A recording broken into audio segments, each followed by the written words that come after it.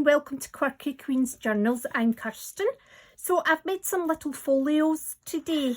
So I used the bookbinding thread and I think this one turned out really well. So I've put just a wee pad of paper, a little pocket with some tags, and what I've done is I've put just matching paper at the bottom just to match them up, and I've replaced the strings with the bits of bookbinding thread.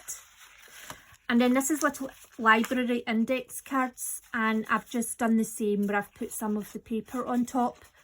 And I just think it makes it look really nice, really matching together. This is a belly band, which means that you can pull from either side. So I'm going to attempt to recreate this for you. So I've chosen this pattern. Now, I'm using book pages. I recommend using like coffee table book pages, book pages that are quite glossy. See, if you think about your cookbooks from your celebrity chefs that you get for Christmas, well, what happens is over time they lose value and they're not worth anything.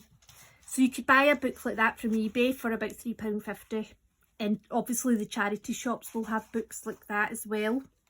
Now you could use a cereal box for this, just, you know, any sort of cardboard. I am using chipboard. I've only just found out it was chipboard when I watched another video. Can't even remember who was watching. Mike Deacon, I think his name is. Anyway, it's like the stuff you get in the back of a writing pad. So you need two bits the same size. So this is approximately A6 size. Now you can make this any size you want, as long as it fits within your paper that you're going to decorate with. And then you need a smaller bit for the spine. Now I've situated this spine so that this notepad can grow and still have room. Okay, and you can put more stuff in here or whatever. So the size of the spine is really down to yourself. You could make it very narrow or you could make it wider.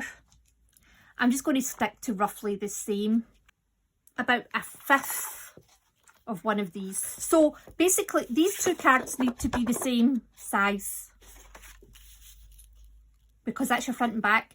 Your spine needs to be the same height as these two, and it can be whatever width you want.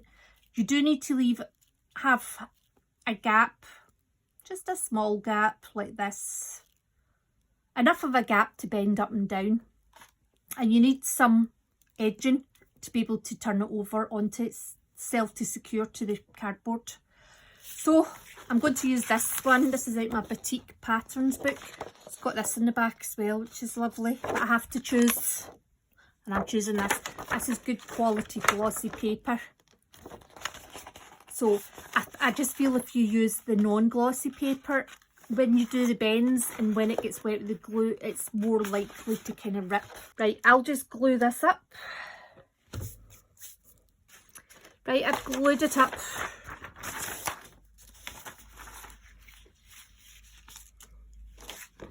We're keeping this side free.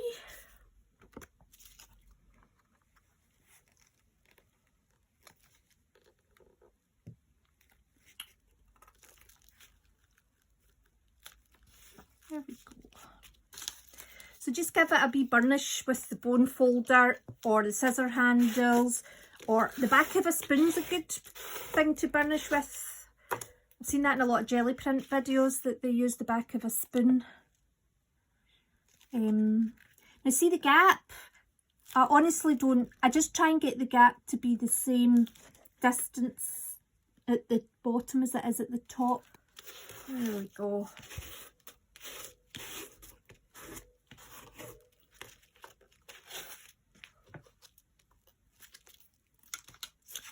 Right,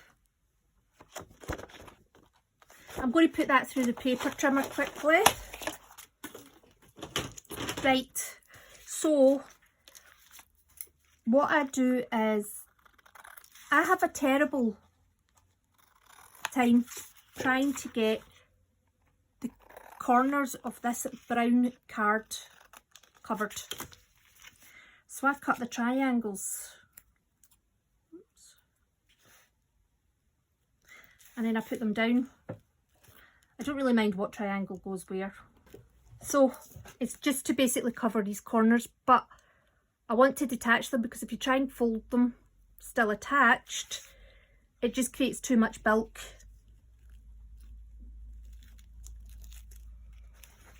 Now, I know other people can do this without exposing the brown card, but I can't master that technique, so this is my substitute. So the other thing I do is I just cut the tiniest sliver of a wee triangle out there, and it's literally, so the point is up towards here and it's tiny, and that one's maybe went a wee bit too close to this edge. You want to try and keep it within the gap, like so. It's important when you put these on to make sure that you do burnish them well, because you don't want these becoming loose. You want the glue to be drying in with all the paper and the card stuck together where it should be. You don't want wee gaps.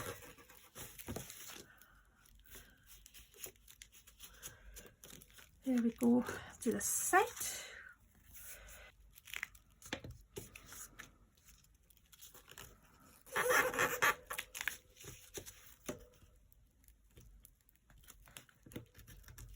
Okay, it's very important to be sure that this is stuck down properly, because see if there's any wee gaps, it will impact the sturdiness of your folio.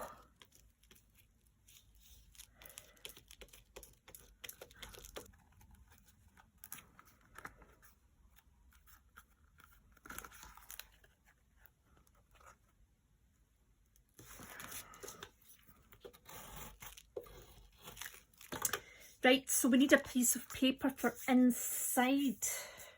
I brought this cat because this cat is just fabulous, but I think it's just too wide.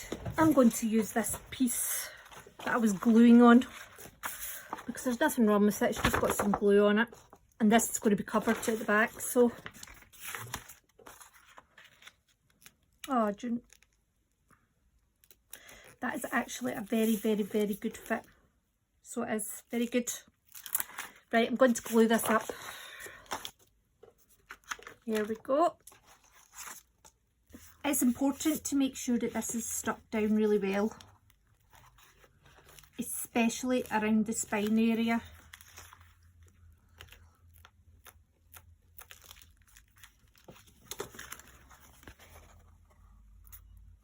See the way that that wrinkles up slightly there? And at the bottom. So basically we're just going to press that back in.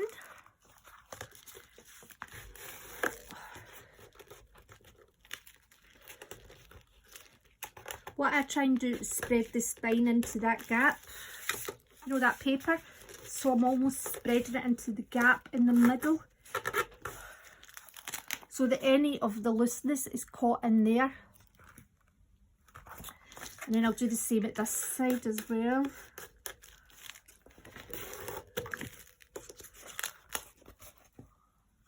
That gap in the middle is almost like your wee safety net, I think. That's how I look at it. There we go. Oh, I really like this. Right, so the next thing is to create a pocket and a belly band. Tiny little wee punch hole here. It's not really necessary, it's just to show that it is actually a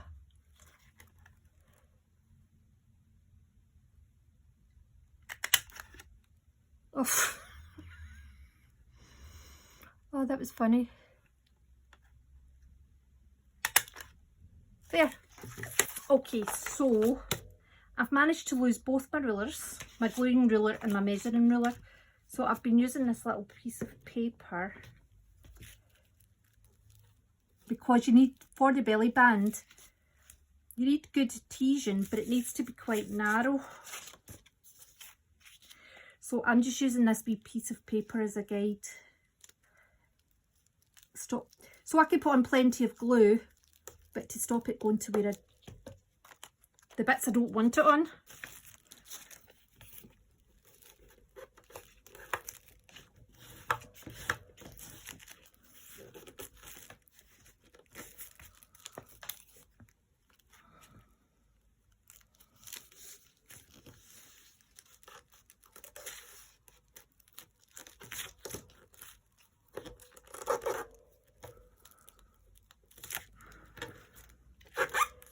There we go.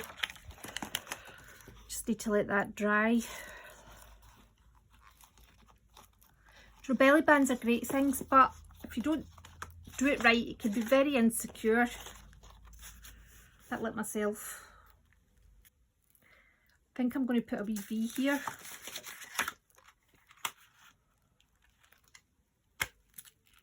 Do you know what? I'm going to actually fold it over.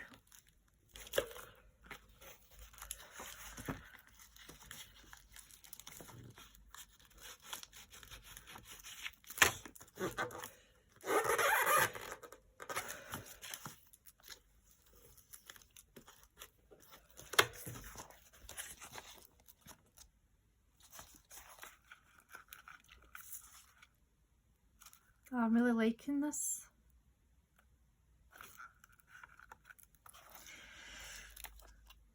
Right, so I have some tags I've already been decorating and some index cards. Right, so I have a little, you know, it sits on the desk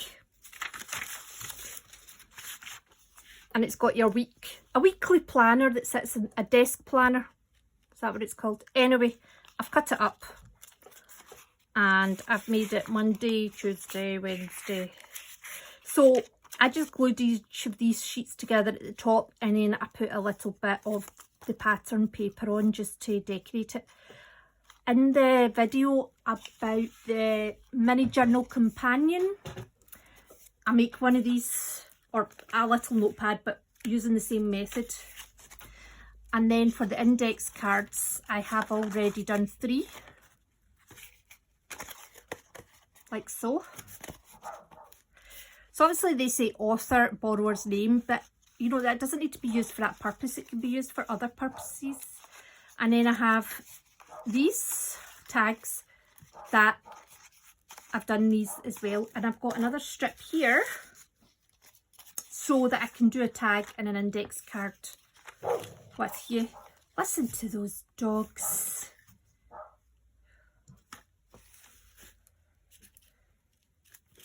Right. I'm just going to use the Pritt Stick for this because that's papery card. It'll stick really easily with this.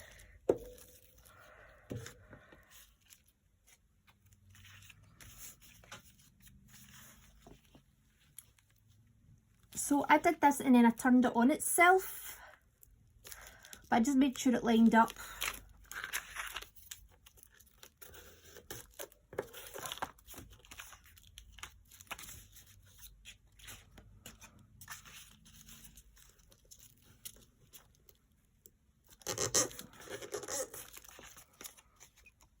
So you can see there at the bottom, there was a bit of white showing.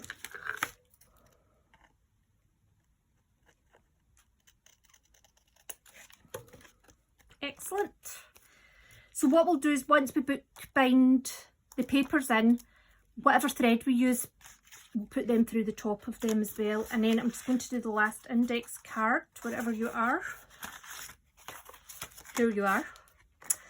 And all I did was this and then turned it over the top. It's very easy. You're using the offcuts and it actually just brings the whole folio together and makes it look really professional, I think. And coordinated.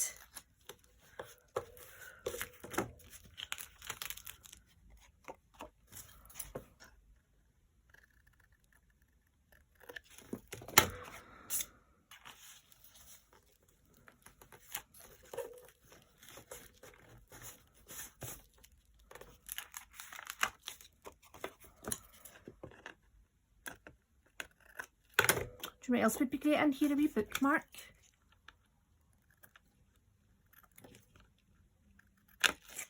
Okay, so I have these all done. Oh, the other thing I wanted to do is I like to stick a little strip on here that coordinates. There we go.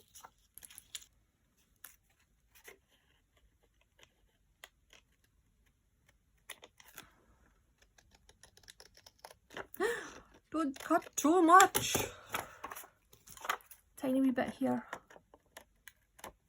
There we go. Lovely.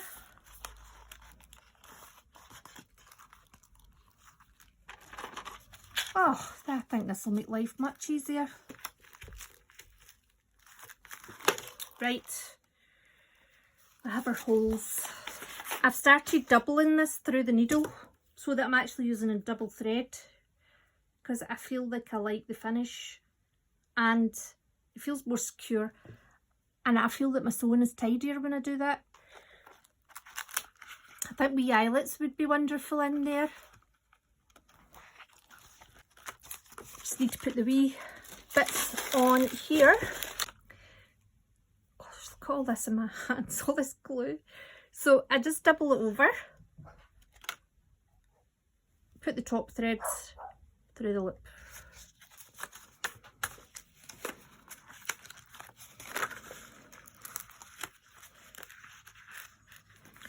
Just put the little tags in here. Now these index cards, I'd actually cut the bottom off the last lot because they're quite tall, but I'm just going to leave these ones tall just now because it's okay if they hang out a wee bit because the tags are hanging out. And that's it, that's the folio done. So it's lovely, it's not got any bumpfuls in the spine. We've got a pocket, a belly band, we've got the book bound in, and if we start getting a bit of crocodile mouth, it doesn't matter because the spine's got a lot of room for movement. And then we've got our tags and our little weekly planner. Now, I mean, probably is better to cut them down to be fair, but I quite like having that little design hanging out because you've got the tags hanging out as well. And that's it. I have four little planners.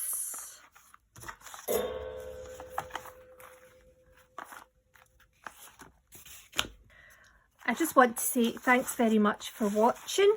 I hope to see you soon and take care.